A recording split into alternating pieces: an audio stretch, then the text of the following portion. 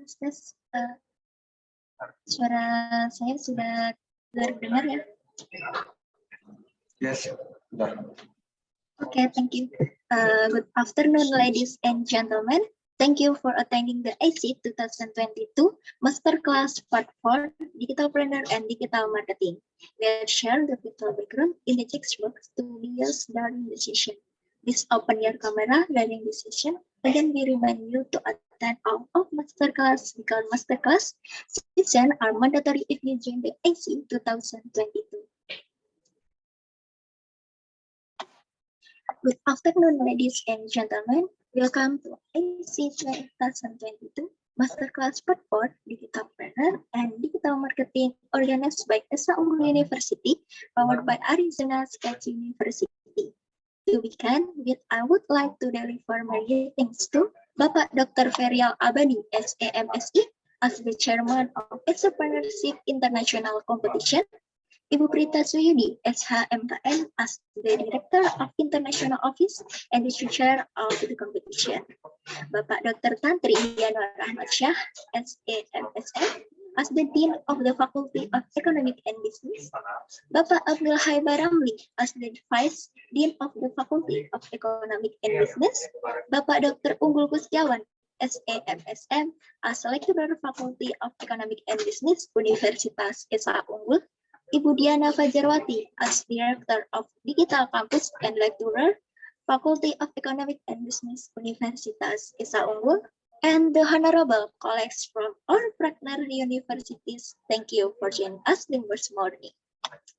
My name is Sunarni. Please allow me to give you this session for the next 2 hours. Now, I would like to give the time to Bapak Dr. Tantri Yanwar Ahmad Shah, SAMSM, as the Dean of Faculty of Economic and Business. Pak Tantri, the time is yours. Okay, thank you. I will present in bahasa ya, because of the participant here mostly Indonesian. Oke, selamat datang semuanya. Assalamualaikum warahmatullahi wabarakatuh. Hari ini saya diminta untuk membuka masterclass ini dengan tema masterclass-nya adalah digital marketing dan e-commerce ya. Saya ingin menyampaikan bahwa digital bisnis itu sangat penting di Indonesia. Karena saat ini penetrasi internet di Indonesia sudah mencapai 77,02% ya, tinggi sekali. Padahal di tahun 2018 angka penetrasi internet kita masih di angka 68%. Jadi boleh dibilang dari 270 juta penduduk Indonesia, 210 juta sudah terkoneksi dengan internet. Makanya sangat penting kita dalam mempelajari bisnis, aspek yang sangat penting adalah aspek digital. Karena digital akan menjadi katalisator kita untuk mempercepat percepatan pertumbuhan dari bisnis yang akan kita jalankan. Jadi perlu diketahui bahwa 90% pengguna internet, lebih dari 90% pengguna internet itu rata-rata menggunakan handphone maupun tablet ya. Sisanya menggunakan perangkat komputer. Jadi yang menggunakan perangkat komputer itu kecil banget. Kemudian mostly dari pengguna internet di Indonesia itu menggunakan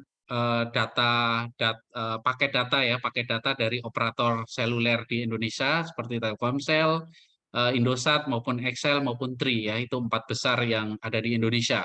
Hanya sedikit yang masih menggunakan WiFi.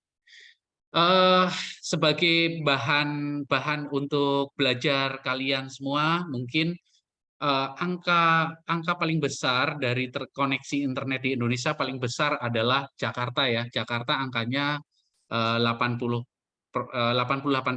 sedangkan provinsi yang terendah penduduknya yang sudah terkoneksi internet adalah Sulawesi Barat.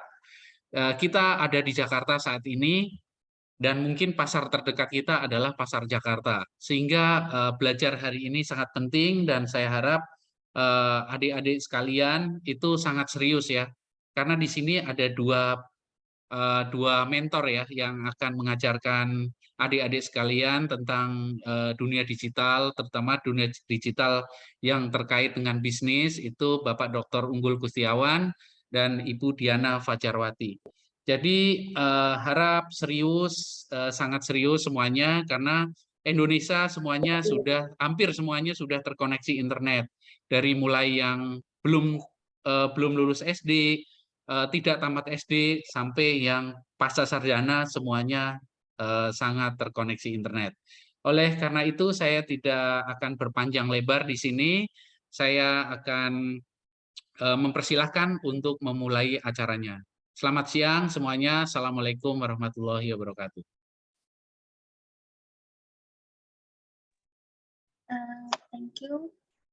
Thank you, Pak Tanri, for the speech. And okay, it's time to start our main event today. We will have two positions today. We will greet people in their first. We have Ibu Diana Fajarwati as director. We have Bapak Dr. Unggul Gustiawan, SEMSM, as lecturer Faculty of Economic and Business, Universitas Esa Unggul. For the participant, if you have question, we will have the Q&A session after this. In the meantime, you may write the question on the text box or raise hand during the Q&A session. Pak Unggul, the time is yours.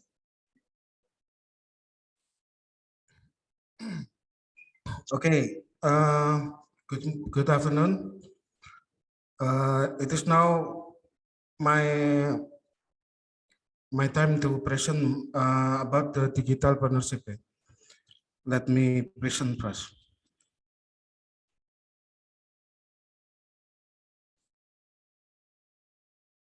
When we talk about digital marketing and the digital partner, we see the word in digital realm.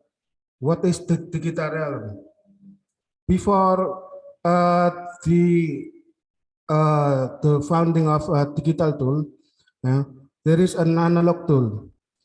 It is about the data, how to produce the data, and how to make it become information and deliver that information in high speed. Okay. Before the digital technology found, we see that the word have a less speed to connect and to share the information. Okay, that make a revolution in the digital world. Okay, the digital world revolution began from 1917, and it's the speed and the technology to process the data, become information, the information become knowledge is very improved again. Let we see the development of the digital world. For the first, in the 1919 and 2000, in the year of 1919 and 2000, we see that the digital platform are becoming common in marketing tool. Okay, it's common for the company to use email marketing at least. Okay, at least in this year, the internet is become accepted. It's become the tool for the people to communicate, and it began the mail marketing. Okay, the second, the internet. Increasing internet and iPhone user are being introduced. Social media is mushrooming. In the year of 2000 and after that until 2007, the social media are booming. The iPhone user, when we can use we not use a fixed phone and become an iPhone, it's make an experience for the user of the iPhone, for the user of the smartphone. It became smartphone. You can do many things with the iPhone. Okay, and second, in the 2007, the market automation is began. Automation in marketing is becoming common. Okay, SMS blast and using social media and using another tools in the digital technology, it's become more common and in the marketing area. And we see the growth of the online ad. The digital media is growing, where approximate 4.5 trillion online advertising in digital form.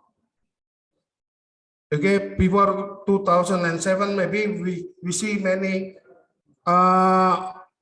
advertising not in the digital form. We see in the maybe in the newspaper, in the magazine, in the printed form. And in 2013, the popularity of digital marketing has become a trend, and its popularity continued to increase. And in 2014, the social media has become a lifestyle and daily necessity. If you ask Indonesian or maybe in other country, maybe they have using their phone about maybe 4 and 5 hours in Indonesia. I had been asked my student how long they use the smartphone. And they said that about 3 and 5 and 4 hours. It becomes lifestyle. It's become daily. Okay. And in 2015, the virtual reality is promoted. Simulated experience that employ post tracking and 3D near eye display to give the user an immersive feel of a virtual world. It is not about satisfaction. It is about experience. The experience that your sensory body feel, sensory body can see the world. Okay, the experience. And in 2021, Metaverse is promoted. Facebook changed its name to a Metaverse, and sadly, maybe because of the COVID and the war situation, this idea is not accepted like another idea. Maybe it need more time. We see that the Facebook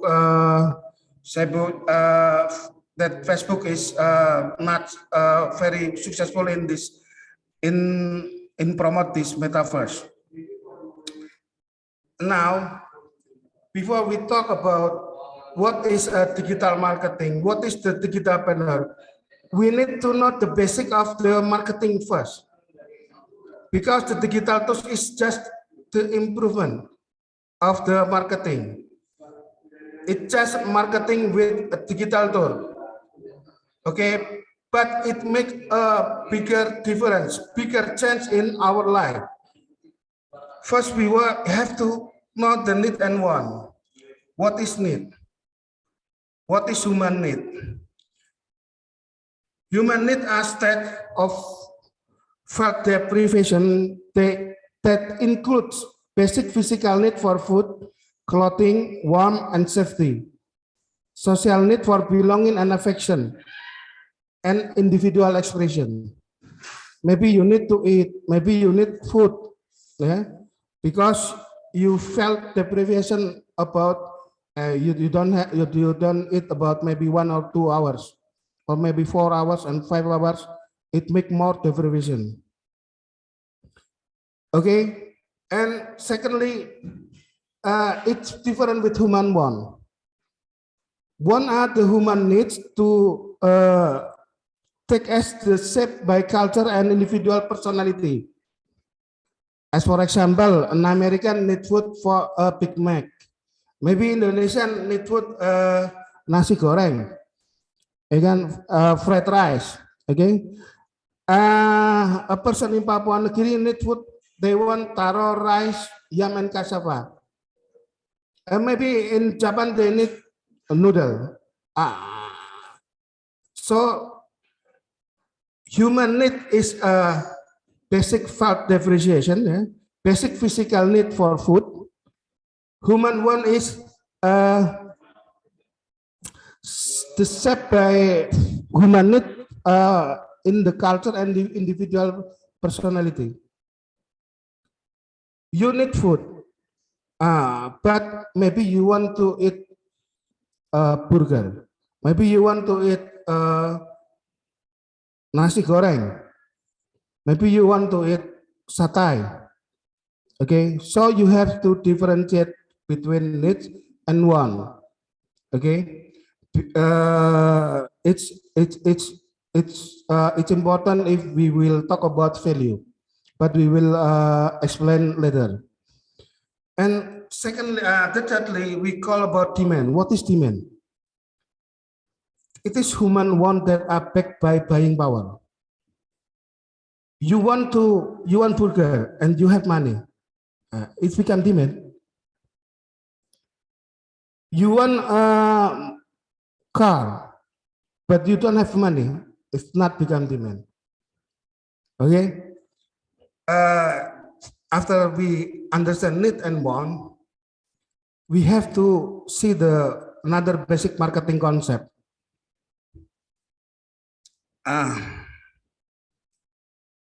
In the left, we can see that the institution, the actor who play in the market, supplier, company, competitor, marketing intermediary, and final customer.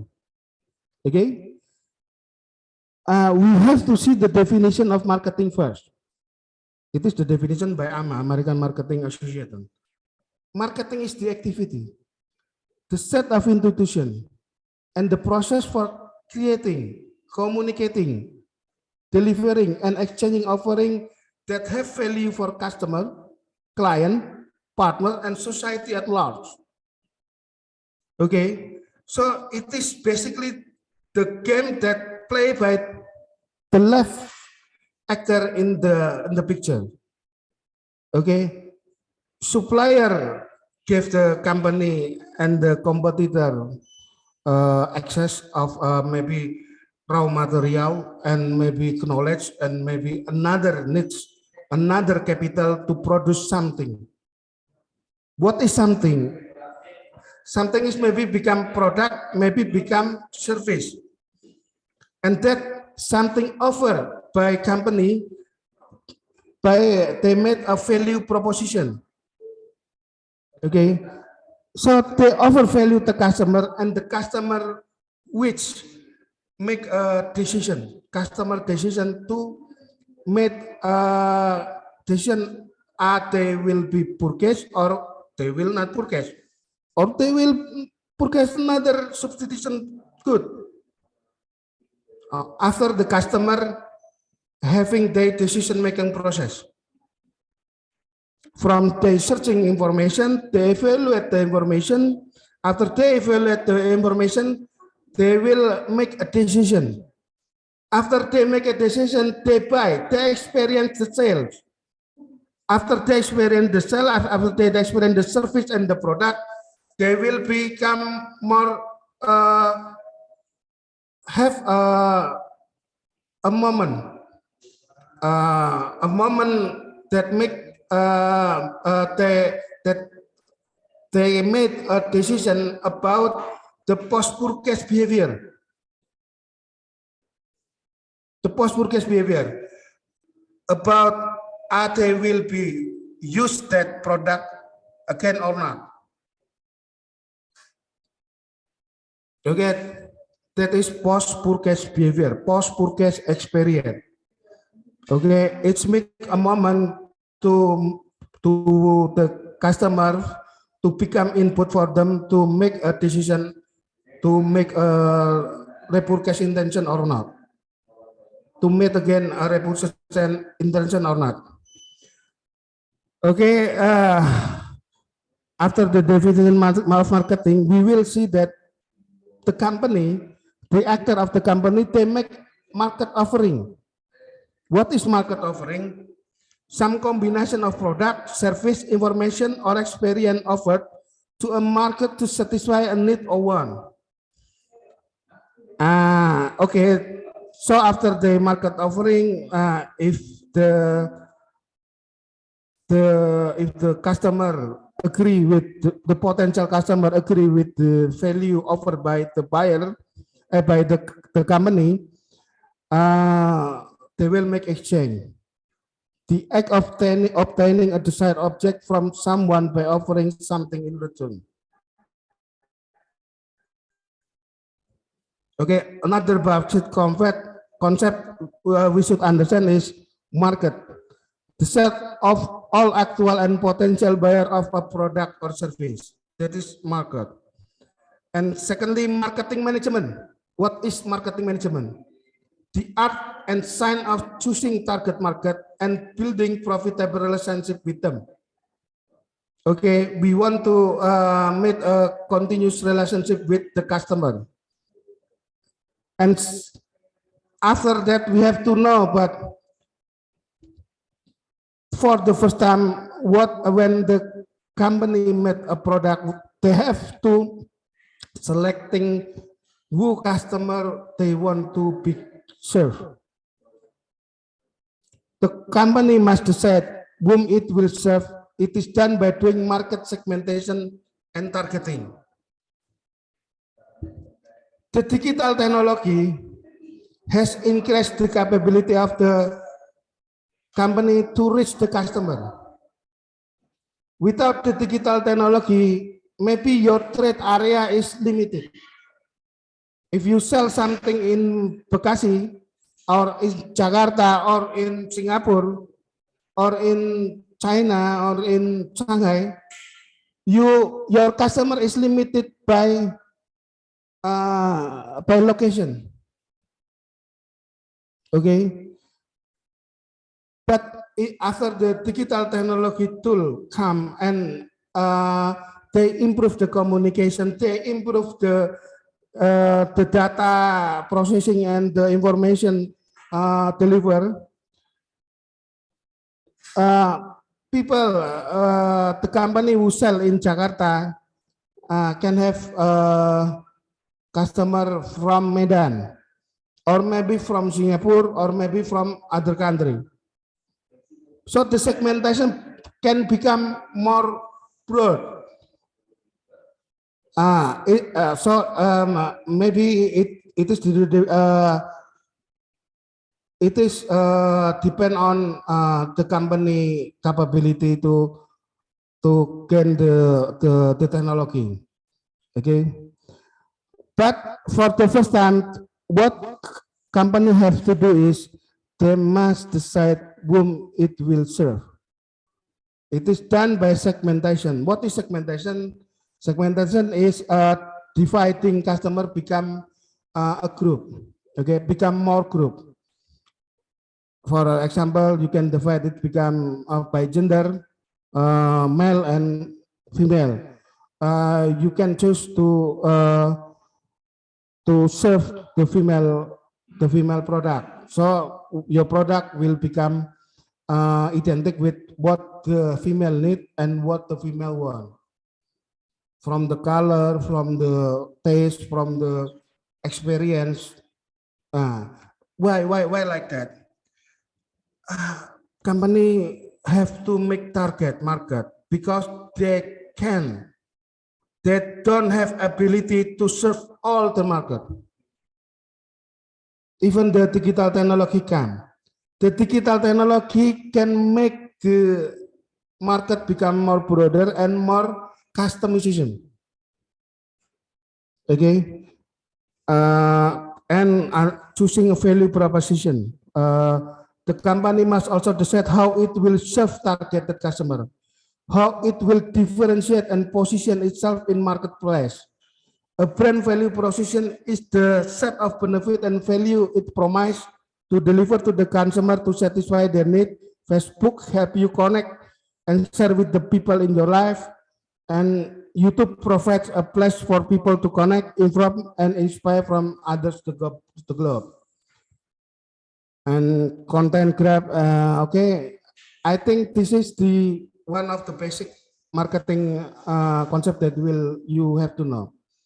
Okay, let we see the difference between digital marketing and marketing plus digital tool. The digital marketing is the component of marketing that use the internet and online-based digital technology such as desktop, computer, mobile phone, and other digital media and platform to promote product and service. And marketing, is the set activity of set institution and process for creating, communicating, delivering, and exchanging offering that have value for customer, client, partner, and society at large. And if it won't become digital marketing, you just have to plus digital tool. For what? For creating value. Digital tool for creating value for whom? For customer, for client, for partner, and society at large. That is digital marketing basic. It is not just about using YouTube, using Facebook, or using another social media to promote your product. It is not just about that. It is about giving value for your customer, for your client, for your partner, and society a lot. Okay, let's see the example of digital marketing. When you are in the offline world, when you are in the analog world, okay, you have taxi. This taxi, you have go to the street, you have use your hand to stop the taxi, and the process, you come to the taxi, and the taxi starting the argo, and he will go from one point to another point, another location, and you as the customer, you pay the money to the taxi. That is the process in the digital world, in the analog world. First, what is the pain? What is the gain? The gain just you deliver from one point to another point. That is the basic need. That is the basic need. Okay, and at that time, taxi is an premium.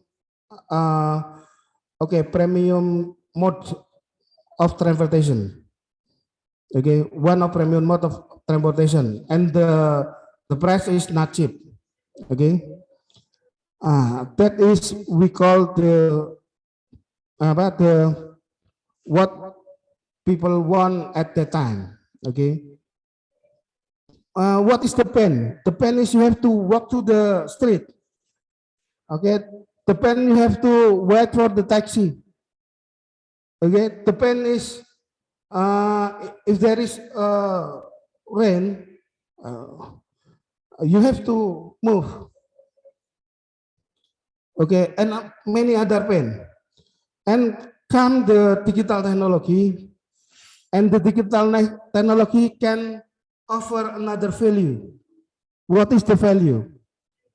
You can sit back and relax in your office or in your home or in your place, and the taxi, you can order the taxi just by your smartphone. Okay, you just click the button, and the taxi, the Grab online taxi will become. Okay, and maybe if you are in the hospital, you have to see, if you use an analog, maybe you have to wait for the queuing, wait for the doctor about maybe 1 or 2 hours. It is a long time. But if you can use your digital tool to improve that offer, so you don't have wait for your going to the doctor long. You do not have wait to about 2 or 3 hours, but you just wait maybe for 15 minutes.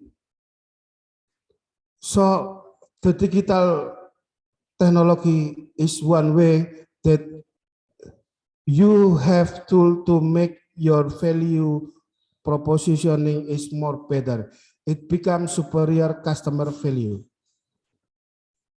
Okay, and when we call about entrepreneurship, we will say about entrepreneurship concept first. It is simple. Entrepreneurship is the creation or extraction of economic value. Entrepreneurship is an act of being an entrepreneur or the owner of manager of a business enterprise who by risk and initiative attempt to make profit. The process of setting up a business is known as entrepreneurship. Okay, creator or extraction of economic value, that is entrepreneurship. And who is the entrepreneur? Entrepreneur is an individual who creates and or invests in one or more business, bearing most of the risk and enjoying most of the reward. The entrepreneur is commonly seen as an innovator, a source of new ideas, goods, service, and business or procedure. Okay, so what is the relationship between entrepreneur and digital tool, digital marketing?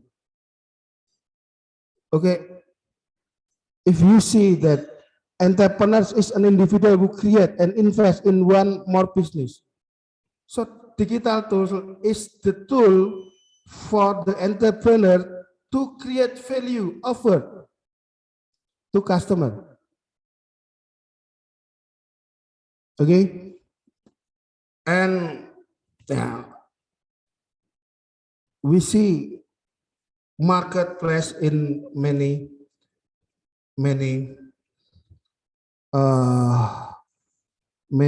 form. Okay, but it is all talking about value, the value that meet the need and the want of the customer.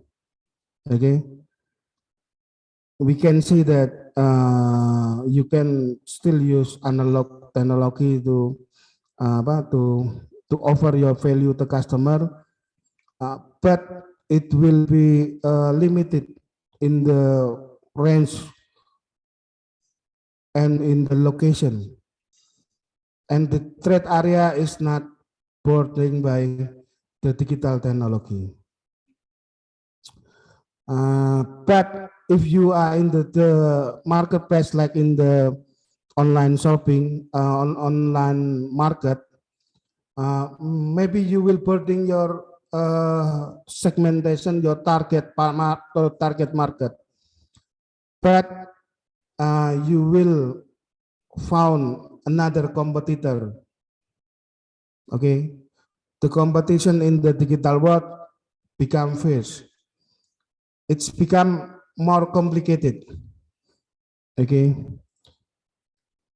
that is the opportunity and the threat of digital realm. And when we talk about value, what is value?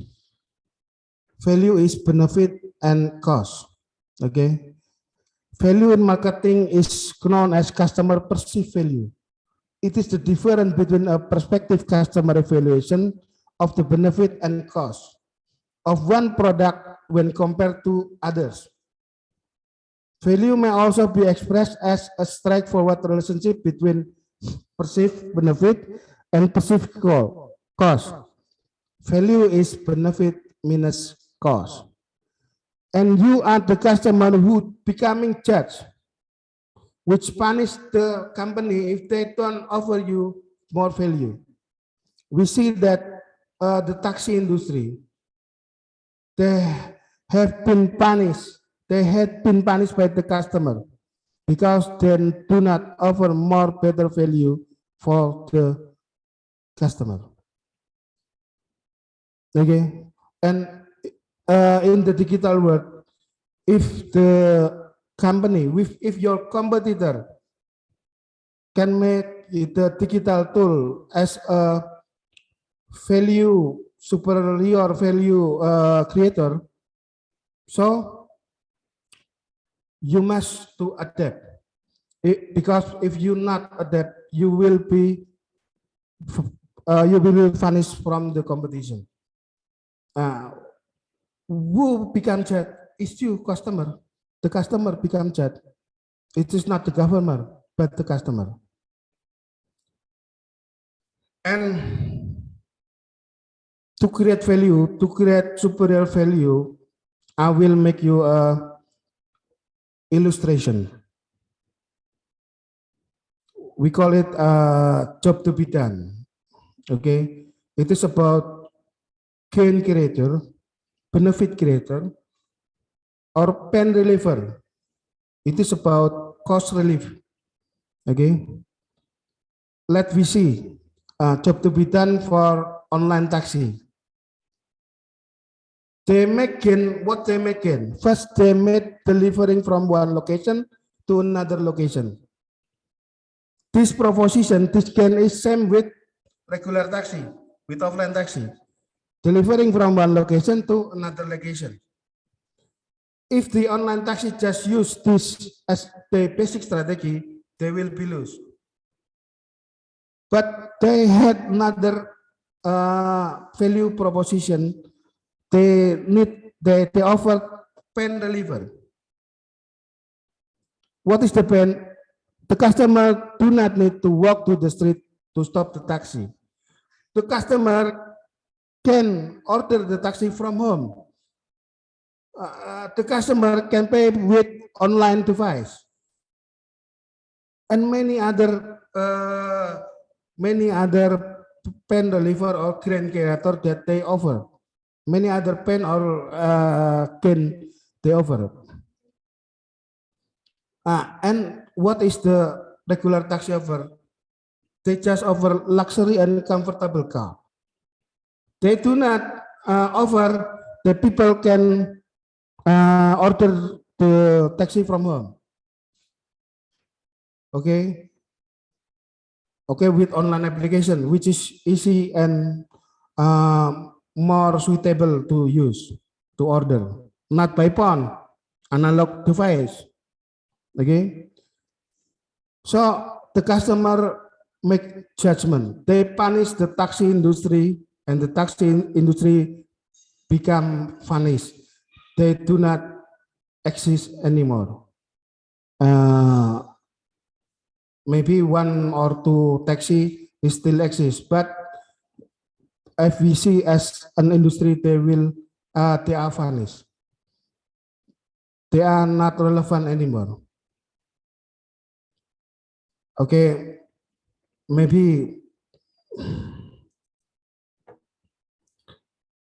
we have to see the market comparison. This is traditional market, okay? Offline analog technology, okay? You can feel the situation is not good. The aroma, the place is not good. The product is but they cheap. It's not well presented. The product is not well presented, but they offer cheap price. In the more modern market, they have good aroma. They have the good environment, and they offer many gain and many pen deliver.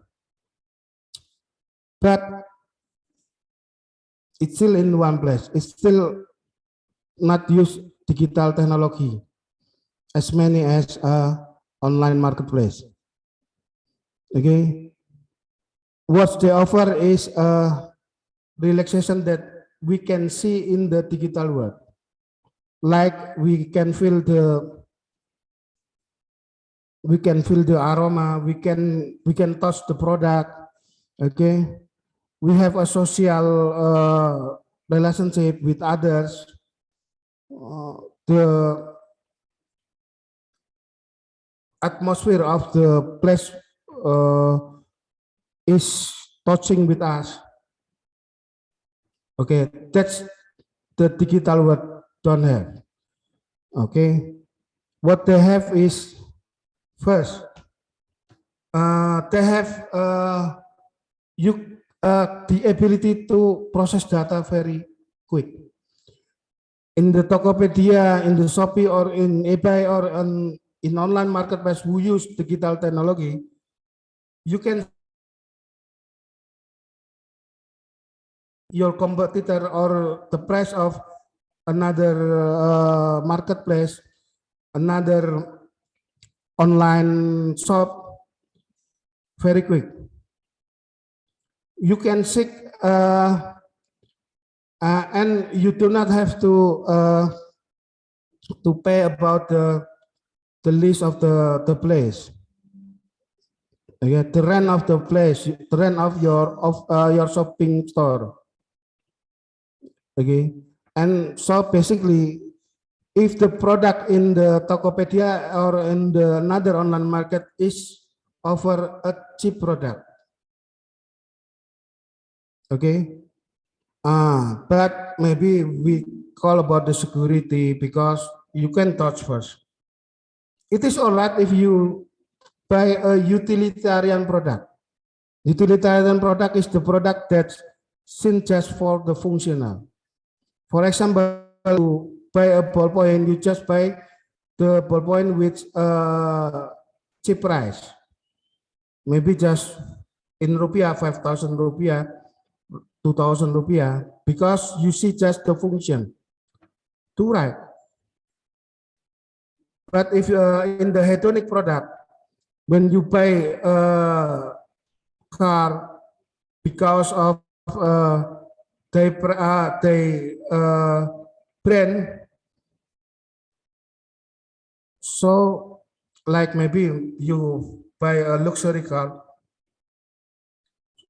so you have a many doubt in your heart about the security of the transaction. Okay, it's better that you come to the offline shopping and you try, you ask many things about the product because it is not cheap. If you buy that product and you're not asking many questions, you not try by yourself, the risk is very big. It depends on your income first. But it's more better than the customer tend to buy the luxury product not in the online market. Maybe they just check the price and they will become to the customer, to the company, to the shopper. And this is about self-service technology, digital technology, over about self-service technology. What is self-service technology? Basically, it is the technology that can talk with you, that can replace the company, replace the people from the company, maybe the sales, maybe the customer service, and they made co-creation value. They made value with you to make a transaction, to make a service. For example, if you transfer in the bank in maybe in the analog realm, you have to go to the bank, meet the customer service, and meet many steps and make the transaction. The process is long, many it takes time and it takes more effort for the customer to make that. But now with smartphone, you can make the transaction not maybe just 1 minute. You just open your smartphone, do the step, and do the transaction. The technology that talk and create the transaction with you, we call it self-service technology. Okay, this concept is proposed in 2000 by Mutter, and now it become more more common for us to make a transaction, to make a value, co-creation value without the person which replace the company. Okay, but we use the technology to make the transaction. This is the example of that service technology. And after that, we call metaverse and virtual reality. Virtual reality is a simulated experience that employ post-tracking and 3D near-eye display to give the user an immersive feel of a virtual world. Application of virtual reality include entertainment, games, education, such as medical training, and business, such as virtual meeting. What you see is that in the picture, you see an apple. You see a room. You see in the room, and you see that that people give input. The input is make a difference, make a change in the virtual world. Okay, we call it virtual reality. And in the augmented reality, it is an interactive experience that combines the real world and computer-generated content. Augmented reality can be defined as systems that incorporate three basic features: a combination of real and virtual worlds, real-time interaction, and accurate 3D registration of virtual and real objects. You see in that picture, the picture is a mirroring of the real world. It's captured the real world, and you see that Pikachu. That Pikachu is not a real world; it is virtual. Okay, so the environment is real. It's captured from the real world, but the picture is not. Now it is make an interactive experience. It combines the real world and computer generated content. For example, yeah. Let me take for. Hello. 2 minutes left, ya, Pak. 2 minutes, okay. Okay, thank you.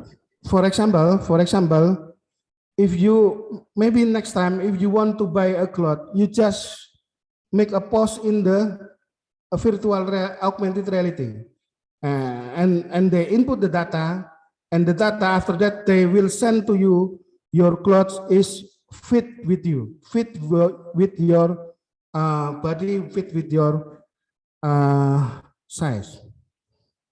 That what will come maybe near in the near time.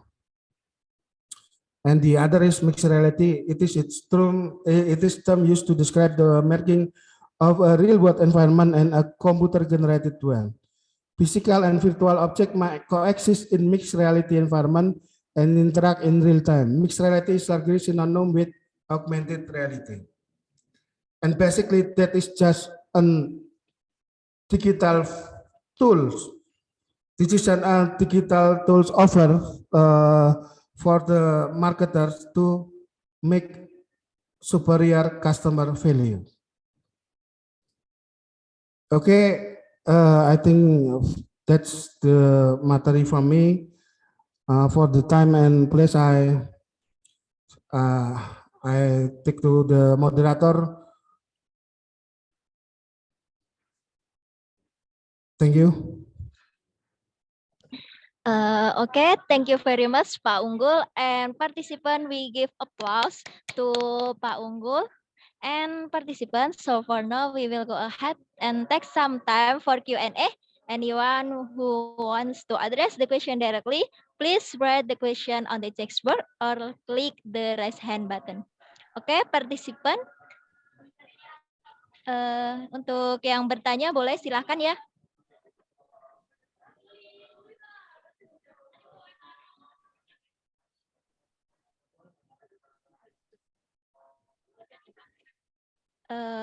Participant.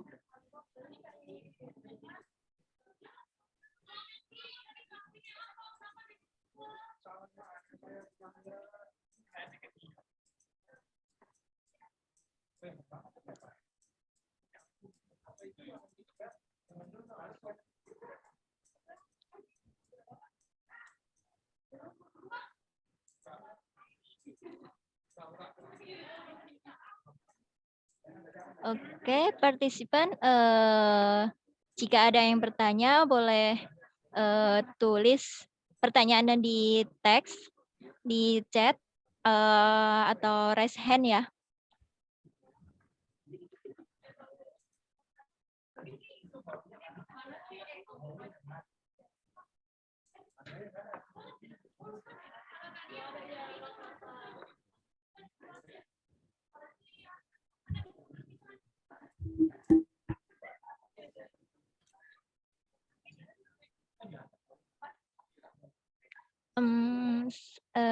Sepertinya tidak ada yang bertanya nih ya Pak ya.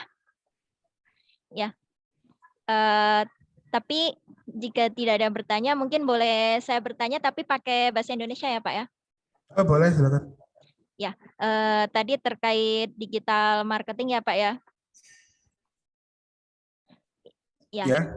terkait digital marketing itu tuh strategi apa sih yang perlu kita lakukan? Nah, dari strategi tersebut kira-kira hambatan apa yang harus kita waspadai, apalagi kita sebagai pebisnis pemula gitu, Pak? Sebentar.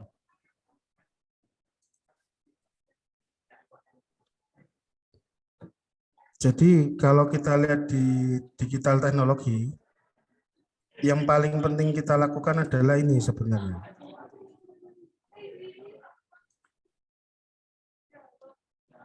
Kok nggak mau ya?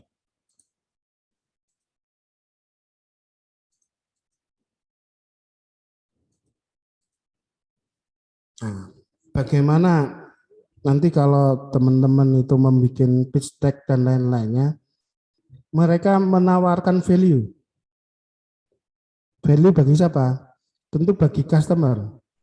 Kemudian dilihat apakah value itu bisa menghadapi kompetitor yang ada. Bagi teman-teman yang nanti bikin itu harusnya seperti ini.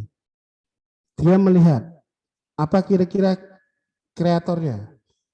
Digital teknologi bisa melakukan apa di situ. Strateginya. Ya kan? Contoh ini kalau di sini kan yang pertama kali harus dilakukan kan memenuhi keinginan dan kebutuhan daripada customer. Customer pakai taksi karena apa? Karena untuk mendeliver, untuk memindahkan orang dari satu lokasi ke lokasi. Tapi kalau strategi itu yang dilakukan, cuma strategi itu yang dilakukan, industri taksi waktu itu sudah besar, menguasai lapangan. Tidak mungkin bagi pelanggan untuk memilih ke taksi online. Jika cuma itu yang ditawarkan. Nah, tapi kalau ditawarkannya tadi tidak perlu berjalan ke jalan untuk menyetop taksi. Bisa memesan dari rumah. Nah, customer kan melihat value-nya naik. Nah, itu yang ditawarkan. Jadi perlu ditanya ke dalam bisnis Anda saat ini. Contoh kalau ibaratnya bisnis laundry. Kira-kira bisa ada nilai tambahan apa yang bisnis laundry itu bisa lakukan? Atau yang paling gampang bisnis hotel, kita lihat Airbnb. Dulu Hotel Hilton, hotel-hotel yang lain itu yang punya properti besar tidak menyangka kan bahwa Airbnb bisa mempunyai bisnis hotel begitu besar tanpa dia perlu punya properti. Nah itu karena apa? Karena digital teknologi mampu melayaninya. Hotel Hilton tidak menggunakan strategi digital teknologi kan? Mereka tetap menggunakan cuma yang penting punya aset besar, kemudian dikelola baik. Jadi gitu Mbak contohnya ya. Bisa jelas ya? Sangat jelas sekali dan terima kasih ya Pak sudah menjawab untuk pertanyaan saya. Mungkin teman-teman jika ada yang bertanya, boleh ya bertanyakan pada Pak Unggul. Mungkin yang paling penting buat teman-teman itu tadi, bagaimana menggambarkan gain and pain. Bagaimana kalian menawarkan value bagi pelanggan. Ya kalau bisa nanti untuk pitch deck kalian itu diperjelas. Karena ada yang namanya tadi main job to be done utama ya tadi kayak taksi itu mengantarkan dari satu titik ke titik lain. Tapi ada job to be done lain yang mungkin bisa menjadi value bagi pelanggan, yang akan membuat pelanggan loyal, yang akan membuat pelanggan mencintai. Bukan cuma sampai tahapan loyal, tapi tahapan mencintai perusahaan. Demikian sih dari saya. Terima kasih.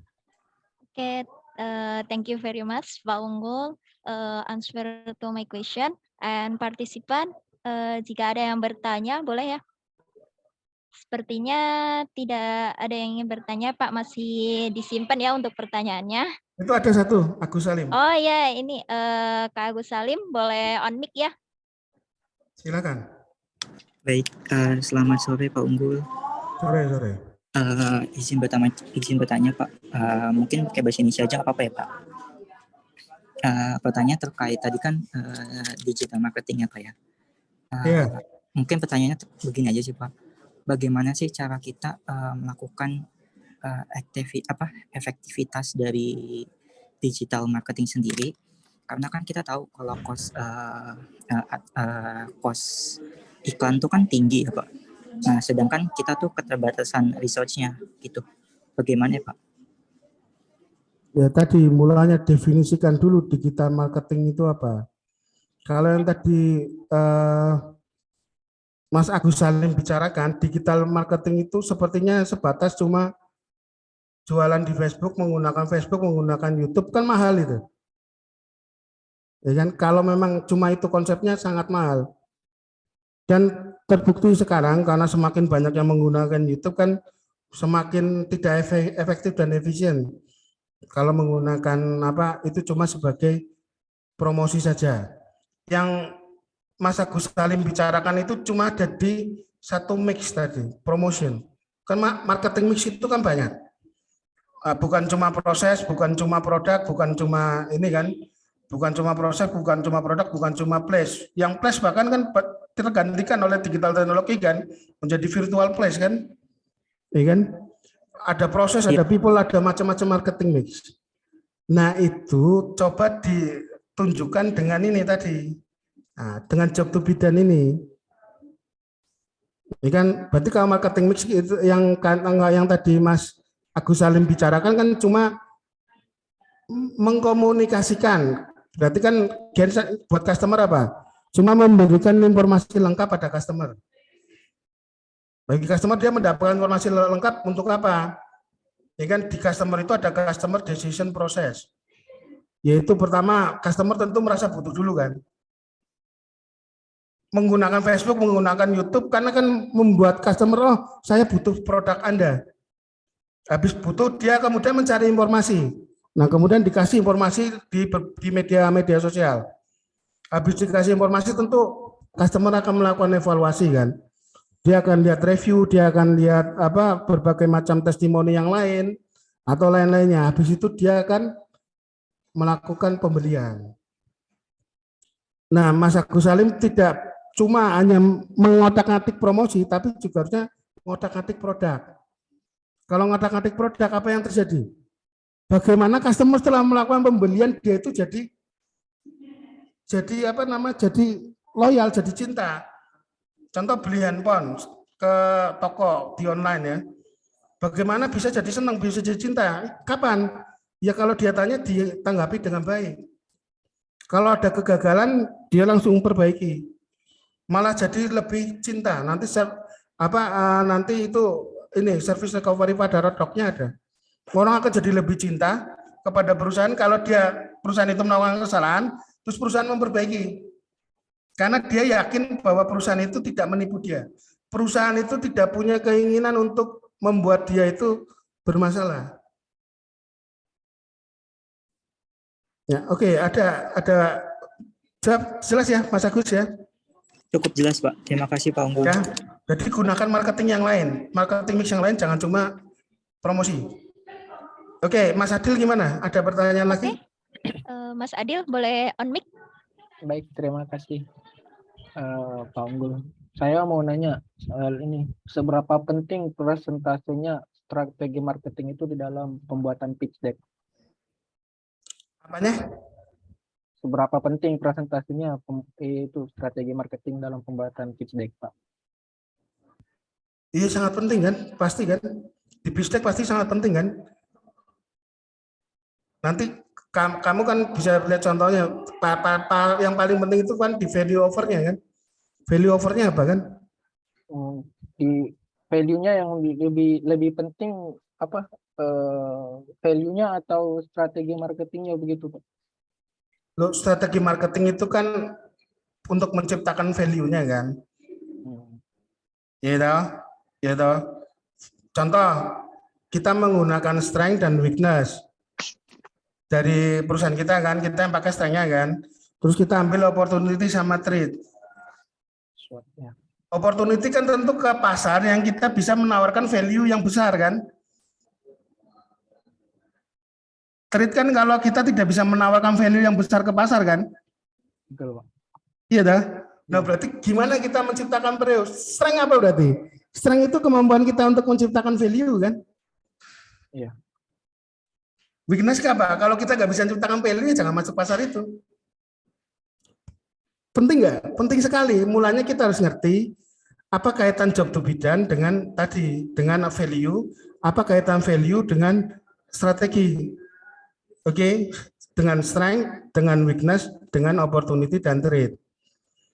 Kalau di marketing itu ibaratnya arahnya, mengarahkan kita mau kemana.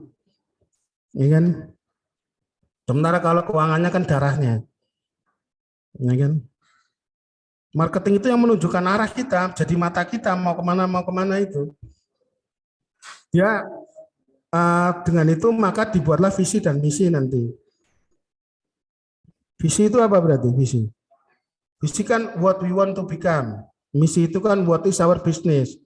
Nah, what is our business ditentukan kalau kita bisa over value. Nah, ini yang ngomong over value konsep marketing.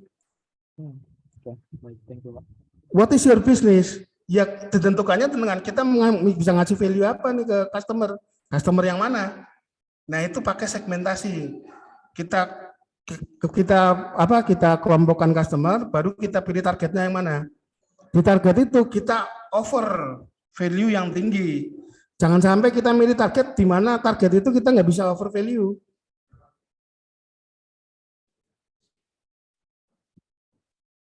Kita ambil contoh tadi Airbnb, dia tidak melawan Hotel Hilton dengan cara membeli properti. Dengan digital teknologi, dia menawarkan kerjasama kepada yang punya properti. Yang dia tawarkan berarti cuma sistem.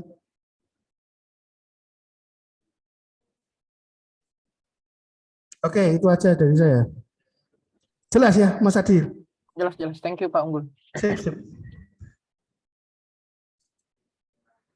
Okay, thank you very much for Adil. And sepertinya tidak ada yang bertanya lagi ya Pak, dan kita akan lanjut ke sesi berikutnya. And sekali lagi, thank you very much for Pak Unggul Kustiawan. And participant, we give applause to Pak Unggul Kustiawan. And it looks we have covered all of question. Thank you Pak Unggul for a great knowledge. And Thank you. Okay. Good afternoon. Good afternoon, Pak. And next, we can sharing session from Ibu Diana Fajarwati as Director of Digital Campus and Lecturer Faculty of Economy and Business, Universitas Esa Unggul. For the participant, if you have a question, we will have the Q&A session after this. In the meantime, you may write the question on the text box or raise hand during the Q&A session. Bu Diana, the time is yours. Oke, suara saya kedengaran? Kedengaran, Bu. Oke, terima kasih. Good afternoon, everyone. Thank you, Mbak Sunarni, for introducing. Yes, this is the fourth session for the Esapreneur competition, ya, international competition for the master class. And thanks to Pak Unggul to introduce about the digital marketing and then give the big picture. What is the digital marketing? And then in my session, I will specify, I will share more technically about one of the small part of the digital marketing, which is e-commerce. This is small, but it's very important, and it is like the best start, ya. Langkah pertama biasanya kalau digital planner pemula itu adalah memulai dari e-commerce. Let me share my presentation. Oh ya, thank you for my student ya. Hari ini sebenarnya saya mengajar di kelas e-commerce juga karena waktunya berbarengan, jadi saya bawa ke sini. Saya tadi udah lihat di partisipan beberapa sudah hadir di sini.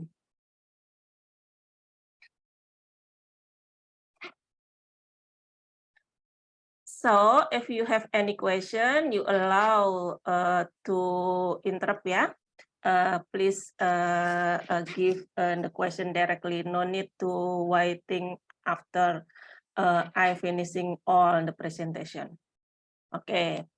Oke, dan nggak apa-apa dalam bahasa Indonesia, because majority we are from Esa Unggul. Saya juga mungkin akan ngomong dalam bahasa Indonesia aja juga, supaya yang lain juga nggak merasa feel intimidating, must to ini ya, raise the question in English.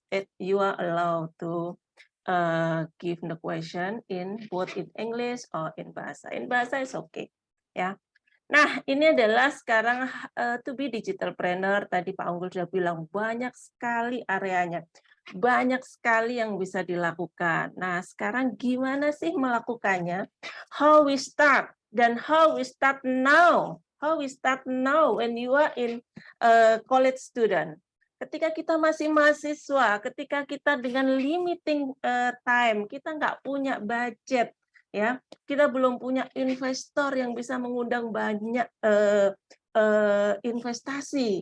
Gimana kita mulai sekarang? Moga-moga ini juga bisa jadi suatu technical yang teman-teman nanti bisa buat ini ya untuk di proposalnya. Mungkin kalau 2022 udah terlambat ya. We are in the end of the year of 2022. Ya ini adalah starting kita gitu ya. Kita mulai dari riset, nanti ada saya nanti juga akan bicara tentang apa yang harus di riset ya. Tapi kita mulai dari sekarang untuk mempersiapkan di 2023. Oke, saya memperkenalkan diri lagi. Nama saya Diana Fajarwati. Mungkin banyak yang belum kenal, belum ada di kelas saya. Saya adalah salah satu dosen di Fakultas Ekonomi dan Bisnis. Majority saya mengajar untuk digital marketing. Ada beberapa materi yang saya ajar, digital marketing, e-commerce terutama, dan digital marketing analitik. Makanya saya suka sekali dengan digital marketing analitik. Saya nanti akan memperlihatkan apa sih pentingnya kita melakukan digital marketing analitik ketika kita masuk sebagai digital planner ya. Kalau sekarang digital planner is all about data. Kenapa saya suka digital marketing analitik? Karena saya berangkat dari sebagai market researcher. Saya di industri market researcher, sebenarnya kalau dihitung lebih dari 15 tahun ya sekarang, gitu. Ini agak kurang update CV-nya. Jadi saya juga banyak sekali sekarang tuh mengajar sebagai trainer spesialis di marketing, digital marketing, data storytelling, gitu ya. Nah, saat ini saya sebagai direktur dari Kampus Digital Universitas Esa Unggul. Mungkin belum populer ya, Kampus Digital adalah brand new-nya Esa Unggul, yang insya Allah tahun depan akan segera launch. Kita akan membuka beberapa program full online degree. Ya, jadi ini adalah jawaban adaptability Esa Unggul juga dalam menjawab perubahannya. Sekarang ini semua orang pinginnya lebih fleksibel, nggak cuma mau kuliah, tapi kuliah juga sudah sambil menghasilkan duit gitu ya, sambil bekerja, sambil melakukan hal-hal yang lain. Maka Esa Unggul membuka suatu program yang menjawab kebutuhan itu, mahasiswa bisa berkuliah sekaligus nanti bisa melakukan kegiatan yang lain kalau berkuliah di kampus digital. Oke. Nah, bisnis e-commerce ini sekarang itu exploit ya, gitu ya. Kita tahu bahwa brick and mortar stores some is temporary close, mungkin beberapa itu sudah nggak bangun lagi gitu ya. Kita tahu Giant ya, betapa Giant itu dulu di Harapan Indah itu besar banget, rame banget. Kalau habis gajian weekend kita ke sana udah nggak bisa jalan gitu ya. Kalau mahasiswa saya banyak yang dari KHI nih, pasti pernah kan ngerasain gimana euforianya orang pergi ke Giant. Mungkin ya dulu kalau yang cewek-cewek mungkin pernah ke ITC Mangga 2, ke ITC mana? Cempaka Putih dan lain-lain. And the condition currently is totally different dengan apa yang terjadi sebelumnya. Jadi ini sebenarnya adalah tadi yang Pak Tantri sampaikan, perpaduan antara bahwa penetrasi internet yang semakin tinggi merubah banyak sekali ya behavior orang, ditambah lagi dengan ditambah lagi dengan pandemi itu mempercepat behavior orang itu berubah. Artinya bahwa the business is totally different now. Ini adalah sesuatu yang sangat positif ya buat kita nih, terutama siswa nih ya, adik-adik semuanya. Kenapa? Karena kalau dulu kita ingin memulai bisnis itu kita harus start dengan suatu modal yang besar. Sewa lapak di ITC itu nggak ada yang di bawah 100 juta per tahun. Walaupun kalau kalian tahu tuh lapaknya sekecil itu gitu ya.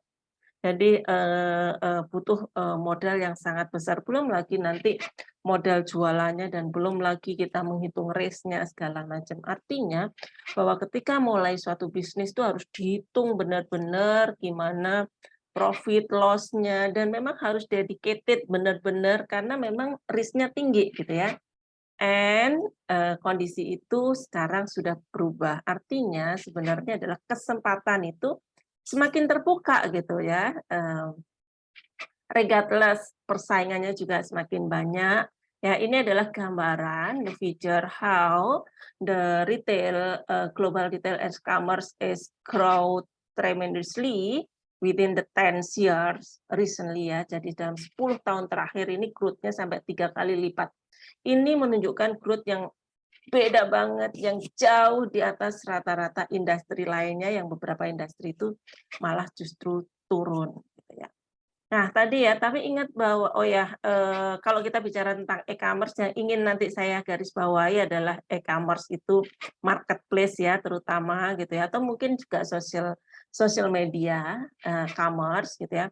Karena saya menekankan kalau di materi mungkin yang di kelas e-commerce saya biar nggak bingung gitu ya. Kalau di kelas e-commerce saya ingin kita punya pandangan yang luas tentang e-commerce, which is e-commerce is not only about retail.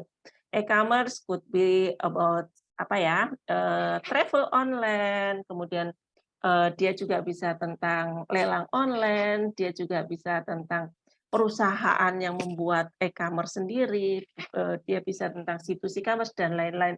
Kalau di sini, karena tadi saya ingin lebih teknikal, kita lebih fokus, kita nanti ingin memperlihatkan gimana teknis strateginya kita akan membatasi untuk retail commerce ya.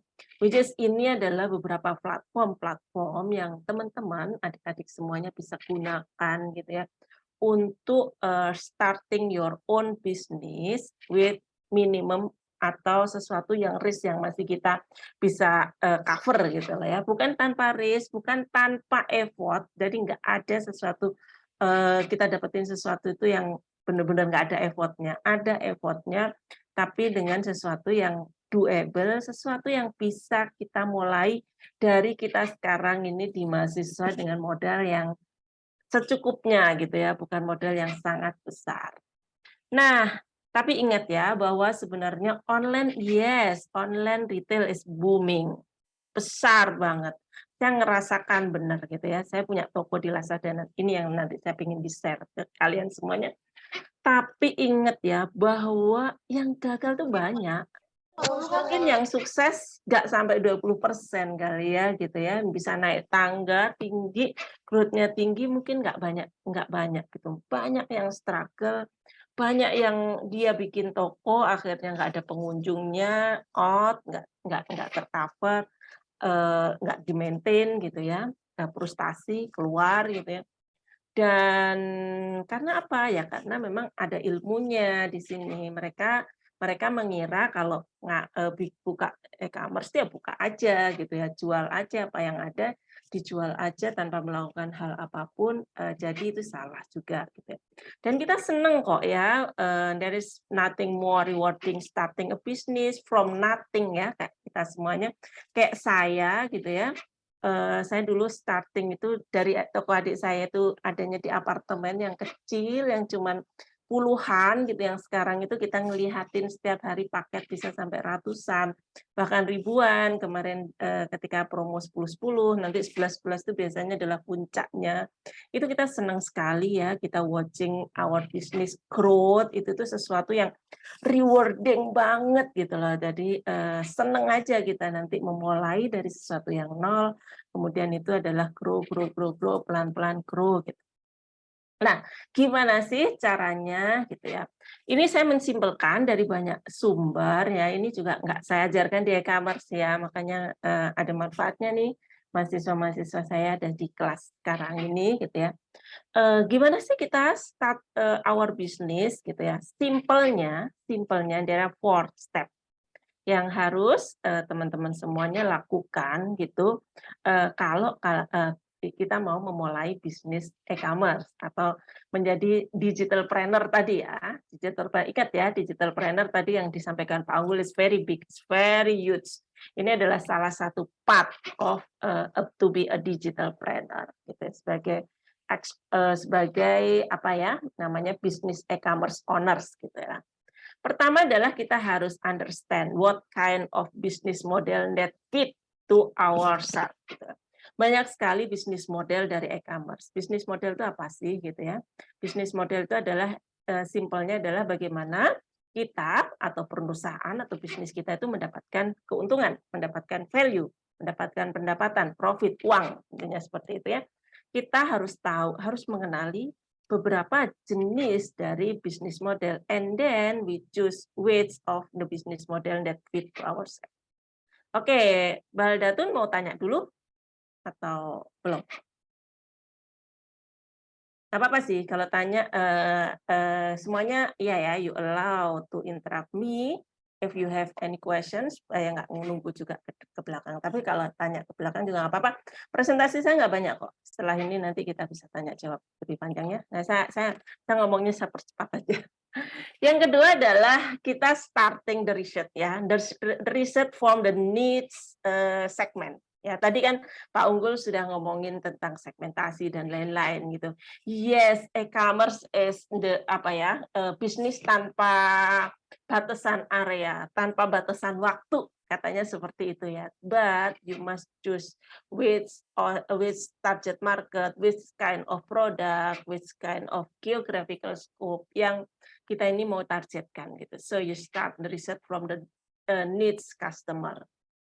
And then setelah itu ya pasti kita mulai creating our online store ya. Nanti kita juga ngeliatin gimana sih mau ditaruh di mana, mau di IG, mau di your own website atau kita mau ke e-commerce gitu. Nah, yang keempat itu yang penting adalah how to attract customer to your e-commerce stores. Ini penting banget gitu ya. Yes, kalau kita itu dapetin di Shopee itu artinya kita punya potensial itu sebesar Shopee itu berapa juta usernya gitu ya, berapa puluh juta usernya itu ya.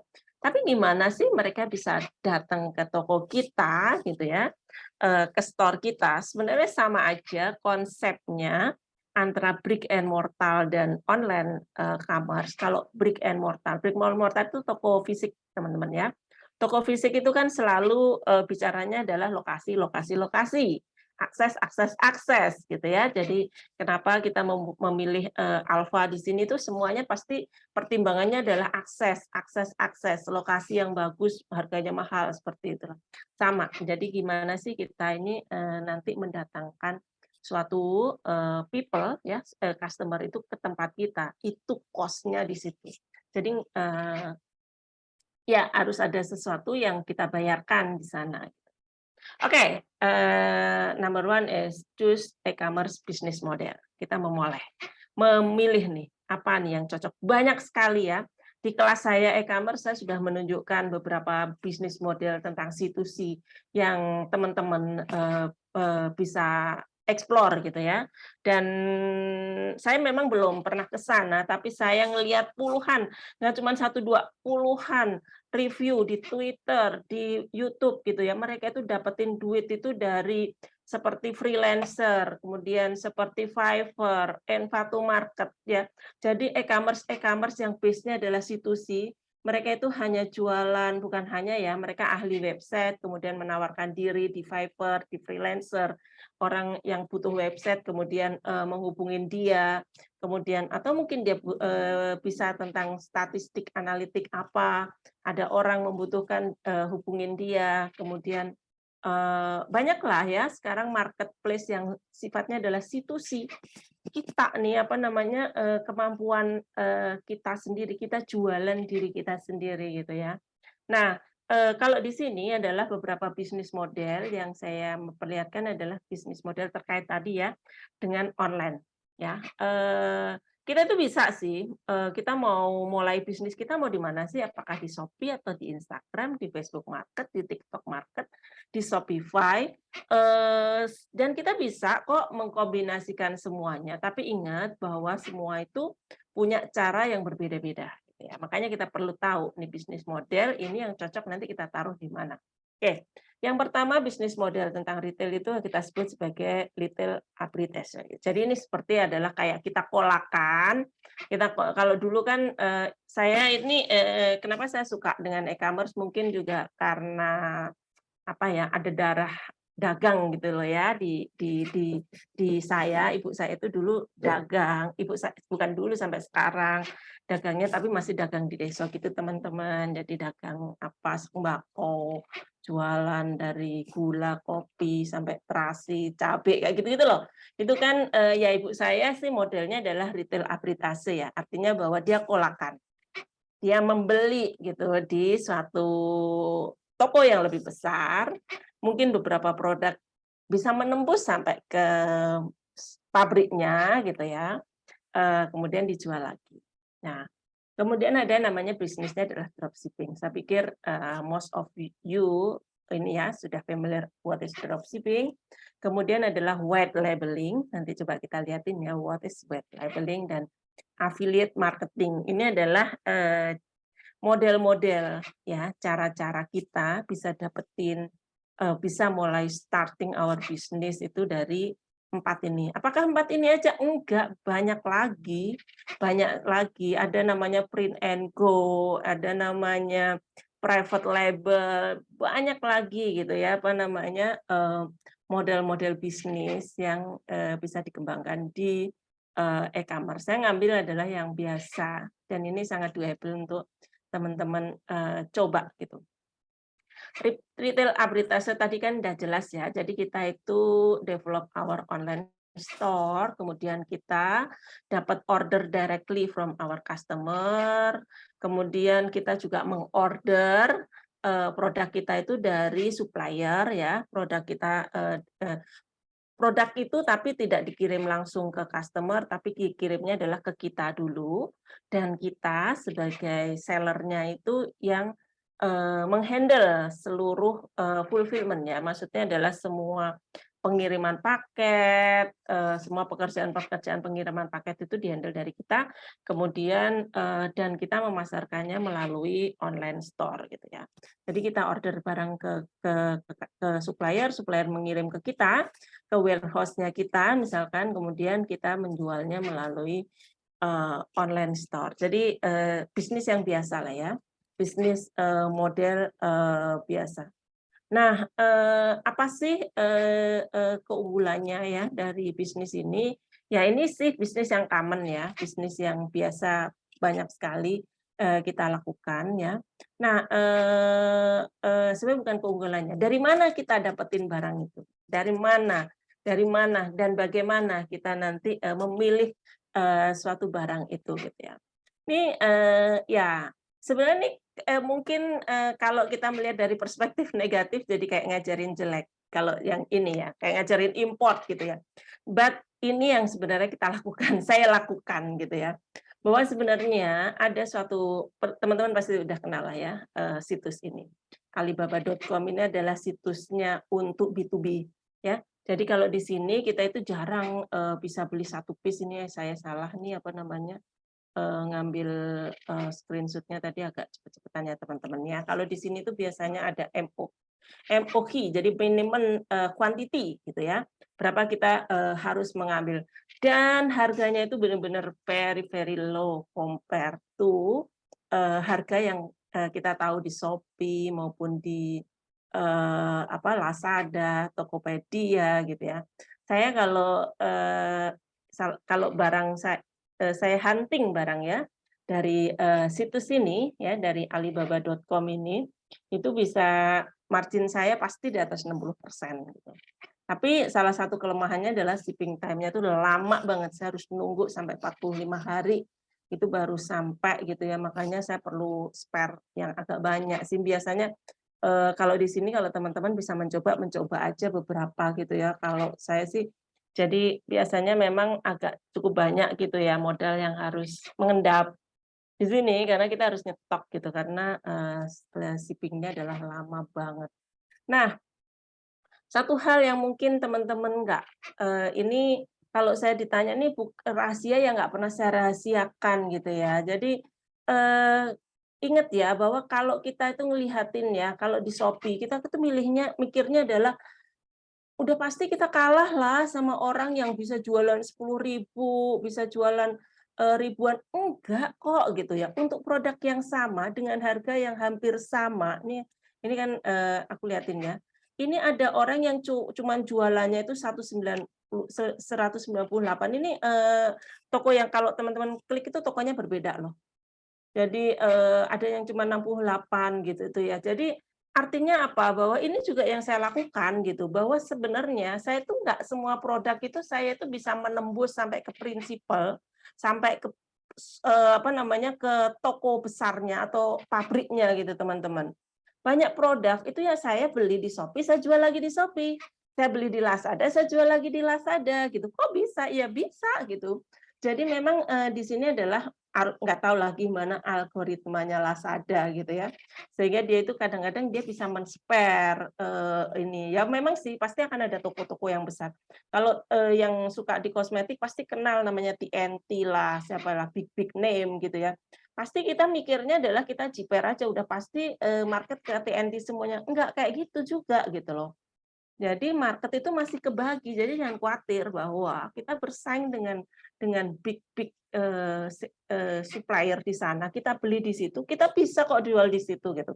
Even dengan harga yang lebih mahal. Apa sih yang dilakukan? Ya membuat layanan kita lebih bagus, kemudian kita responnya lebih bagus, kita juga mendekorasi toko dengan lebih bagus. Itu salah satu yang bisa kita lakukan supaya toko kita lebih unggul gitu dibandingkan dengan toko yang lain. Nah, yang biasa saya lakukan ini yang tadi saya bilang rahasia yang nggak pernah saya rahasiakan itu sama dengan toko saya itu terus terang besarnya di Lazada ya teman-teman ya. Nanti saya akan lihatin dashboard saya di Lazada. Nggak besar-besar banget sih sebenarnya. Ya tapi ya cukuplah sebagai sesuatu yang saya kerjakan. Ini sebenarnya kayak lab saya aja sih, supaya saya kalau ngajar itu saya ada base-nya gitu, nggak cuma ngomong, tapi saya tahu realnya gitu. Nah, nggak besar-besar banget, nggak seperti TNT ataupun apa, tapi cukup gitu ya. Saya terus terang besarnya di Lazada. Dan mungkin dari kalian ya, dari mahasiswa saya atau siapapun yang ada di Jakarta ini, setiap kali saya ketemu saya ngomong toko saya di Lazada, pasti mereka akan tanya, kok di Lazada sih Mbak, kenapa nggak di Shopee gitu? Kenapa kok nggak di Shopee gitu? Saya ada di Shopee tapi benar-benar nggak kerawat karena saya nggak, ya tadi di Shopee itu sempat kolakan saya gitu. Jadi harga di Lazada dengan harga di Shopee itu beda, teman-teman. Harga di Lazada itu lebih besar, lebih tinggi dibanding di Shopee gitu. Makanya kenapa kok mahasiswa itu selalu bilang Shopee. Karena kalian itu orang yang selalu cari harga murah. Tapi di luar sana itu ada orang nggak terlalu concern dengan harga murah gitu. Nah, Lazada itu juga ini ya, apa namanya, kita juga mesti harus tahu ini Shopee ini siapa, Lazada itu siapa gitu. Lazada itu lebih banyak orang daerah. Jadi kalau saya ngeliatin paket saya itu banyak sekali keluar Jawa, banyak orang desa-desa, ya, orang desa-desa. Ibu saya itu juga belinya di Lazada, nggak di Shopee. Kenapa gitu ya? Karena ada satu fitur yang cukup strong di Lazada itu adalah namanya COD. Semua punya COD ya, tapi di Lazada itu COD-nya itu menguntungkan seller. Jadi kalau ini gambarannya ya, kalau di Lazada COD itu kalau ada barang balik sama Lazada itu dibalikin ke kita, which is kita merasa nyaman.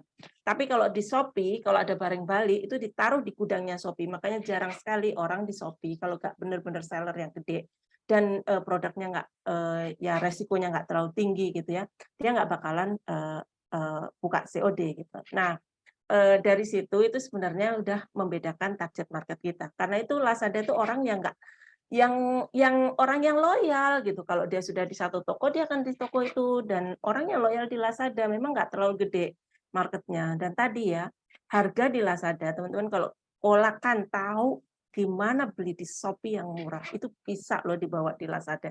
Sangat bisa gitu. Dan cukup bagus kok sebenarnya Lazada itu traffic-nya. Jadi nggak segede Shopee, tapi buat kita itu masih besar lah ya gitu. Di sana. Nah, nggak hanya itu sih, sebenarnya juga teman-teman bisa dapetin itu dari supplier lokal, bisa dapetin dari UMKM dan lain-lain. Saya ngasih contoh yang gampang, yang kita kayak ibaratnya modalnya itu nggak banyak. Saya dulu itu ya produk itu saya pasang banyak, belum tentu saya punya stok gitu ya. Tapi saya pastikan bahwa saya tahu tokonya di mana, saya beli toko, ketika ada order itu saya bisa mengorder itu dengan cepat ke toko itu, dikirim by Gojek dan lain-lain gitu ya. Makanya kenapa toko itu juga saya taruhnya di Jakarta Timur, bukan di rumah saya. Rumah saya itu di Bekasi, dekat dengan kampus Harapan Indah ya. Karena itu juga masalah mobilitas untuk transportasi dari produk tadi juga. Nah, oke, tahu ya tentang retail arbitrage. Jadi kayak tadi aja sebenarnya kayak retailer biasa yang teman-teman udah tahu. Ya tadi ya saya memberikan contoh itu yang moga-moga nggak scary gitu ya. Ini moga-moga kayak jadi membuka kita, oh ternyata bisa ya memulai dari sesuatu yang kecil. Karena saya dulu juga memulainya dari kecil banget dan kecil banget lah, pokoknya modalnya cuma beberapa juta aja gitu. Nah, kemudian yang kedua adalah dropshipping. Teman-teman saya sudah tahu ya, bahwa dropshipping itu adalah kita yang meng-create bisnisnya, websitenya, IG-nya, dan lain-lain.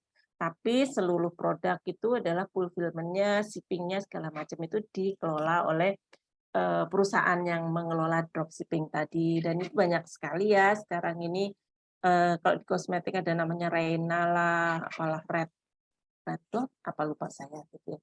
Beauty Haul yang saya kasih contoh ini. Jadi kita itu kayak contoh kayak kita cuman mendaftar gitu ya, kemudian nanti ada level-levelnya, untuk level ini diskon berapa, level ini diskon berapa, dan kita itu menawarkan gitu ya. Ini kan mahasiswa punya circle banyak dong sesama mahasiswa. Kalian kan punya IG, punya TikTok. TikTok kan sekarang sudah bisa dibuat TikTok Shop. Ya udah, tinggal dimasukin aja TikTok Shop-nya di sana dan barangnya kita ambil dari si dropshipping ini. Saya pikir ini gampang ya. Dan ini nih kalau saya boleh sarankan ya, memang jangan males untuk memulai sesuatu. Kalau kita udah males, kayaknya susah ya, kalau ini nih kita nanti nggak belajar gitu ya. Jadi mulai dulu aja gitu, sambil belajar nanti di sana. And then, nah ini yang menarik itu adalah white labeling. White labeling ini banyak sekali ya sekarang teman-teman. Ada produser itu yang dia itu memproduce aja suatu produk yang dia nggak dikasih label. Dia adalah white ya, white. Jadi kita itu we are allowed to make our label. Ini bukan cuma masalah label ya, tapi kita doing our marketing activity untuk memasarkan produk ini. Kalau teman-teman lihatin ya, artis-artis sekarang itu semua apa aja udah punya kosmetik, apa mereka punya pabrik? Enggak gitu ya. Enggak, mereka nggak punya pabrik, mereka itu ya wet labeling. Dia dapetin dari suatu pabrik ya, kemudian di label sama dia. But it's not only about label ya. Tadi kan Pak Unggul sudah menjelaskan marketing ya. Marketing itu adalah creating value. Artinya bahwa ini mereka doing marketing activity. Gimana produk itu ada value-nya. Orang kalau mengkonsumsi produk Madam G ini ya rasanya beda aja dengan brand-brand yang lain. Even dia itu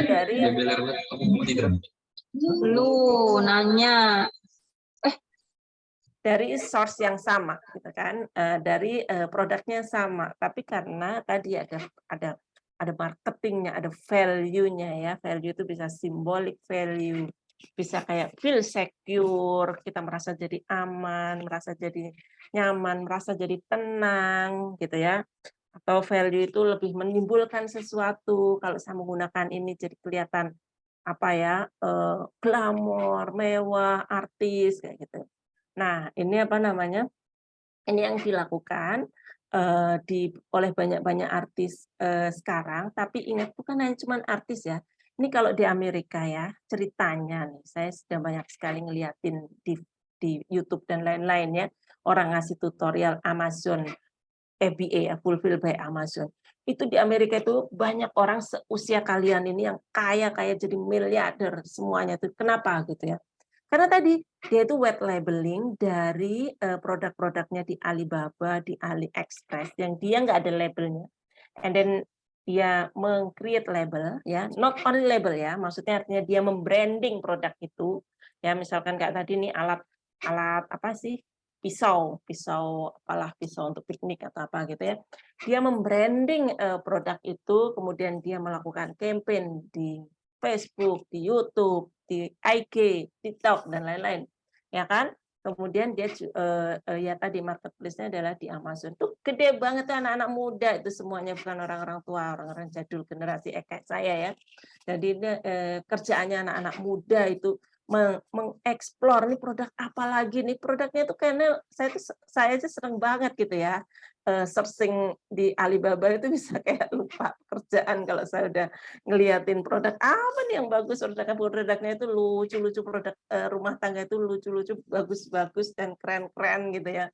Nah itu tuh kita bisa branding gitu ya, dan kita bisa melakukan marketing tadi yang seperti Pak Unggul sampaikan ya. Jadi bukan hanya sekedar nempel nama, tapi juga memberikan value ke produk yang kita tawarkan tadi.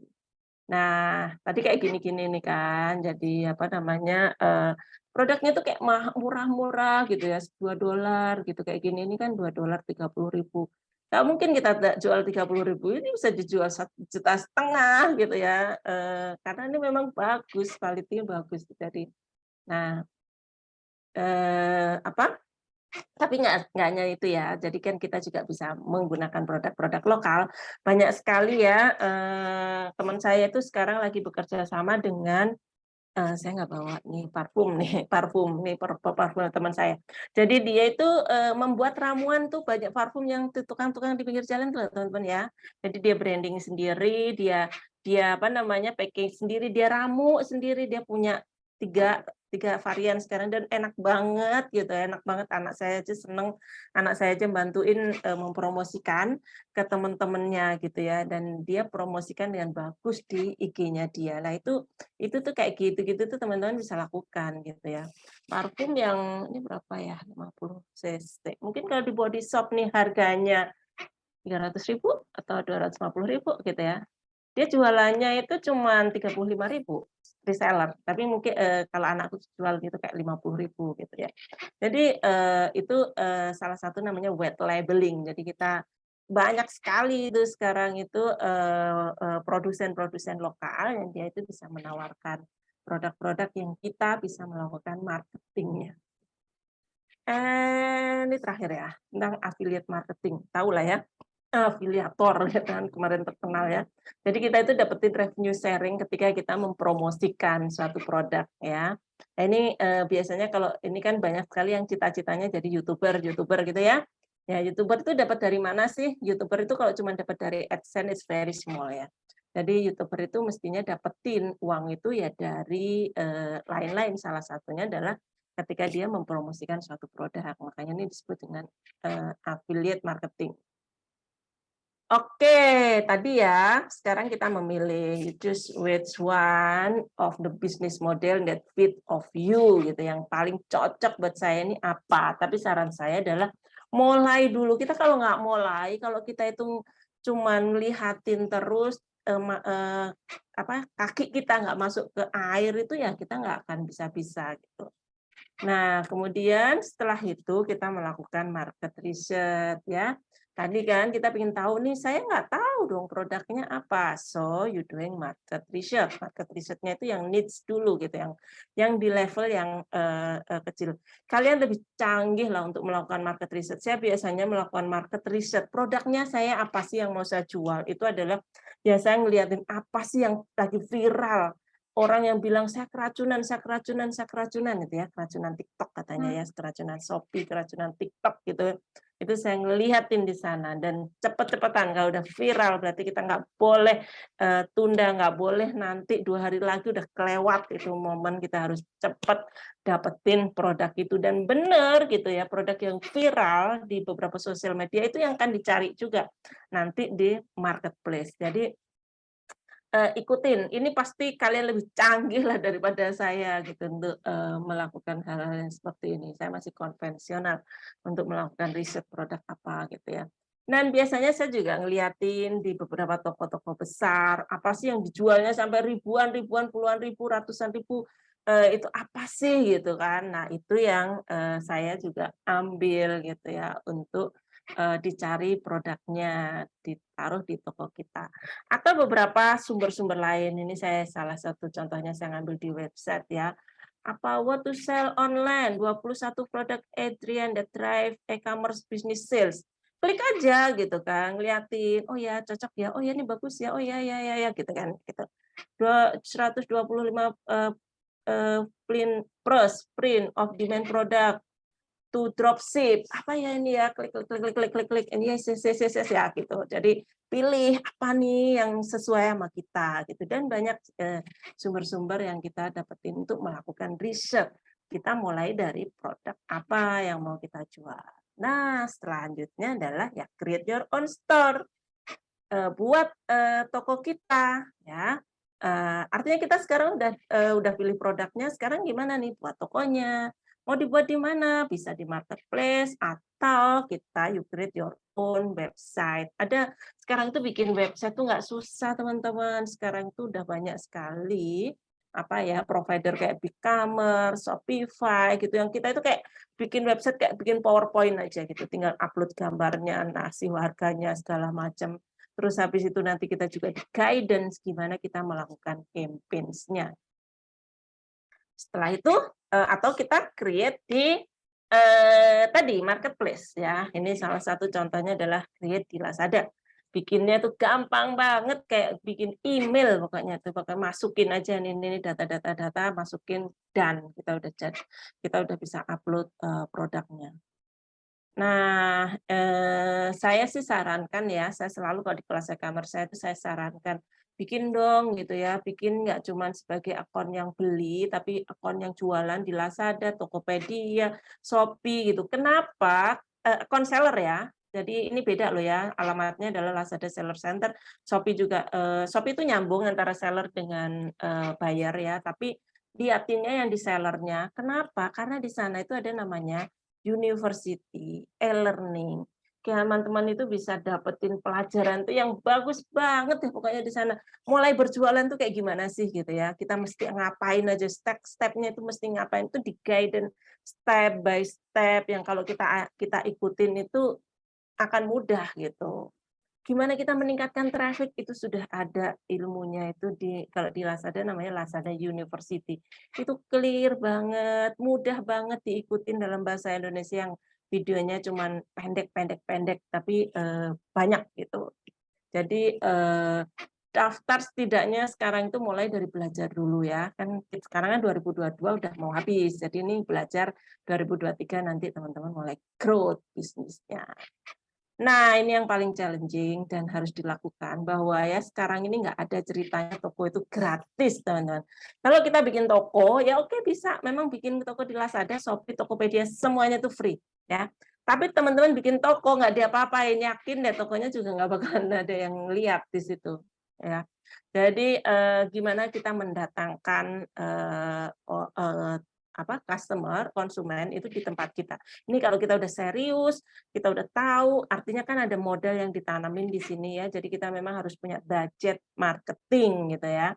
Budget marketing. Kita bisa punya sponsor, pay per click, tadi kayaknya Pak Unggul juga dijelasin ya. Social media promotion atau beberapa kombinasi dari beberapa promosi. Dan di ini salah satu dashboard saya. Penjualannya turun banget sebenarnya, turun banget, dan belum punya waktu untuk membuat strategi untuk naik gitu ya. Nah, saya lihatin aja deh habis ini ya, nanti saya akan lihatin di sini apa yang harus diperhatikan. Nanti saya lihatin di dashboard-nya. Oke, jadi kalau di dalam Lazada sendiri, ini enggak cuma Lazada, ini contohnya adalah Lazada ya. Banyak sekali promo-promo berbayar, itu adalah ada voucher penjual, ada voucher follower, ada gratis ongkir, ada flexi combo, ada ya pay per click juga, mega campaign ya, 10-10, nanti diskon flash sale segala macam.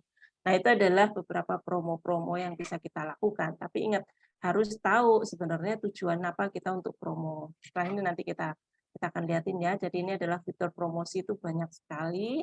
Tapi kalau kita pakai semuanya, yakin kita akan boncos, kata istilahnya kan gitu ya. Jadi kita nggak bakalan untung, malah justru kita buntung di sini. Oke, sedikit aja saya akan lihatin dashboard saya. Kan tadi kata Pak Tandri disuruh mencoba, kan nggak mungkin lah 1,5 jam untuk mencoba. Tapi saya akan memperlihatkan aja, sebenarnya ini adalah dashboard untuk seller center saya, teman-teman, di Lazada. Pendapatan hari ini sedikit banget nih, 500.000 sampai jam ini ya. Nah, kita bisa ngelihat ini. Jadi enaknya ya kalau di seperti ini adalah kita itu kayak punya data, tapi nggak semua orang tuh bisa membaca data ini dengan bagus, sehingga orang nggak bisa melakukan suatu strategi ya. Jadi ini adalah pendapatan per harinya, kita juga bisa melihat berapa pendapatan sebulan dan lain-lain ya. Saya cuma bilang gini aja, bahwa pendapatan ya, misalkan ini pendapatan saya ini sebulan 43 juta gitu ya. Itu rumusnya adalah pendapatan sama dengan pengunjung dikalikan dengan tingkat konversi dikalikan dengan pendapatan per pembeli, ya kan? Udah itu aja rumusnya adalah pendapatan kita itu tergantung dari berapa jumlah pengunjung, which is pengunjung saya 16.000. Berapa berdasarnya tingkat konversi dari pengunjung sekian yang membeli itu berapa? Kemudian berapa pendapatan per pembeli. Jadi 3 itu aja yang kita maintain. Kita akan melihatin ini ya, sekarang ini problem kita mau ngapain. Saya mau ingin menaikkan pengunjung, berarti kita akan melakukan promo-promo yang kaitannya adalah untuk menaikkan pengunjung. Misalkan apa? Ya pay per click, itu adalah promo-promo yang tujuannya adalah untuk supaya orang datang ke kita gitu ya. Kalau kita meningkatkan tingkat konversi, orang udah datang, tapi orang mau membeli, apa sih yang harus dilakukan? Pricing biasanya. Kemudian juga review yang bagus, kemudian dia juga apa ya, ya tampilan toko dan lain-lain gitu ya. Kemudian kalau di promonya itu adalah biasanya adalah gratis ongkir, gratis voucher apa segala macam, itu dia bisa meningkatkan konversi.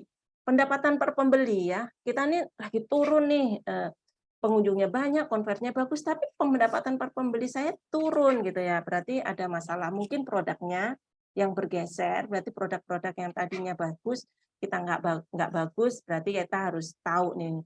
Karena kalau di dashboard ini kita nggak punya waktu ya untuk ini sesi yang harus 1 hari sendiri untuk ngoprek dashboard ini ya. Kita karena tahu nih trafficnya kita sumbernya dari mana ya, sumber traffic kita itu dari mana. Kemudian kalau sumber traffic seperti ini kita mesti ngapain ini, turun di sini kita mesti ngapain gitu ya. Kemudian kita juga tahu gambarannya produk kita ini yang sekarang lagi dilihat tapi nggak dibeli gitu ya. Yang lihat nggak banyak tapi konversinya tinggi, itu kan semua punya strategi sendiri-sendiri yang kita harus bisa tahu gimana caranya. Nah, caranya gimana? Kalau mungkin ini mau dibahas itu bisa 1 hari. Ya, tapi kalau tadi teman-teman bisa ngikutin ini apa namanya? Ini gratis loh. Mana sih? Maaf ya. Ya nih, e-learning ini ya. Ini semuanya, ini nggak cuma toko saya yang sudah bertahun-tahun yang bisa dapetin akses ini. Toko baru pun punya akses yang sama untuk masuk ke namanya Lazada University, Shopee University, Tokopedia University. Namanya beda-beda sih, bukan university ya. Dan ini apa namanya, kalian bisa ngeliatin step by step di sini gitu ya. Saya dulu juga belajarnya dari sini. Oke, semoga bermanfaat. Saya pikir itu dulu. Back to Mbak Sunarni. Thank you. Okay, thank you very much, Budiana Fajarwati. And participant, we give applause to Budiana Fajarwati for sharing session today. And so for now, we will go ahead and take some time for Q&A. Anyone who want to address the question directly, please write the question on the text box or click the raise hand button. I would like to remind our colleagues to fill the attendance list. We have shared a link in the chat box. We will send you updates of the competition through the email address you have filled in. Oke, partisipan, jika ada yang bertanya, boleh ya.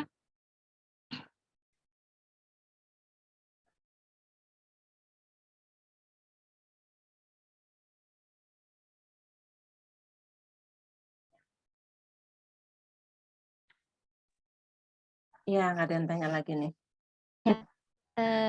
Sepertinya tidak ada nih ya, Miss ya. Mungkin jika tidak ada yang ingin bertanya, Miss boleh kasih mungkin closing statement gitu. Oke, terima kasih. Thank you, Mbak Sunarni. Thank you. I'm very happy to be here to share. Just starting about the e-commerce. Jadi apa yang ingin saya sampaikan adalah, ayo kita mulai yuk gitu. Bahwa sebenarnya sekarang ini nggak ada ceritanya kita itu kayak punya single source of income gitu ya. Saya juga bekerja sebagai dosen. Saya juga sebagai director di kampus digital gitu ya, bahwa nggak masalah juga, maksudnya artinya bukan nggak masalah ya, masih memungkinkan juga kita bisa dapetin income gitu dari sesuatu yang itu masih sangat bisa kita lakukan gitu. Saya punya tim sih, jadi saya nggak sendirian gitu. Apalagi teman-teman yang sekarang ini di sini itu jauh lebih canggih lah gitu ya.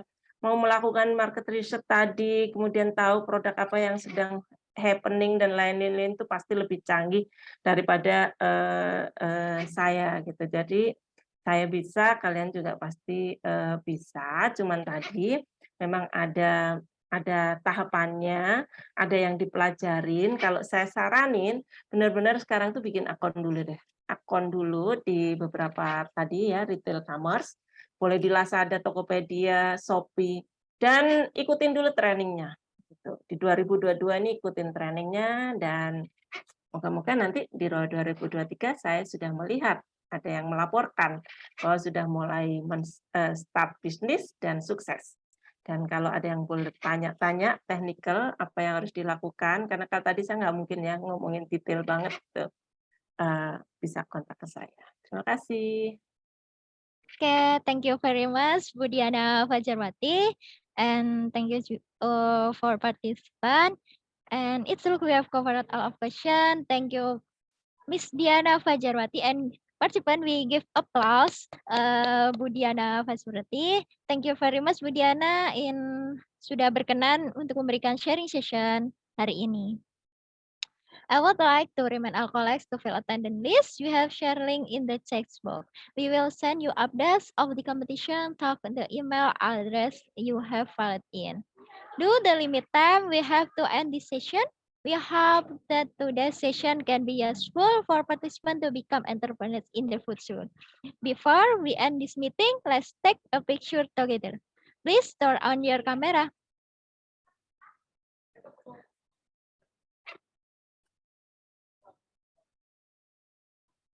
Okay.